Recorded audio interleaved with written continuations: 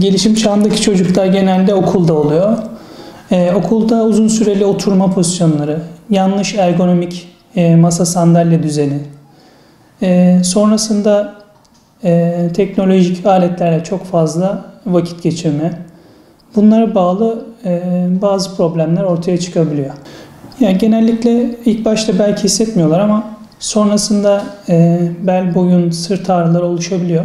Şimdi gelişim çağındaki çocuklarda kas iskelet sistemi gelişirken yanlış postür, yanlış duruştan kaynaklı bozukluklar skolyoz dediğimiz omurganın 3 boyutlu deformitesine sebebiyet verebiliyor. Buna bağlı ağrılar, odaklanma kayıpları falan yaşayabiliyor çocuklarımız. Öncelikle ergonomik düzenleme yapabilirler.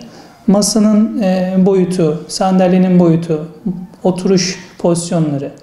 Sonrasında bilgisayarla veya tabletle uğraşıyorsa onun göz hizasında olması, belki ekran sınırlandırılması faydalı olabilir.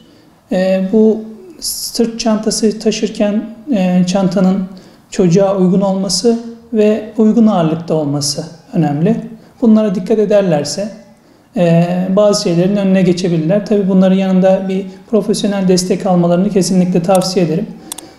Fizyoterapistine danışabilirler.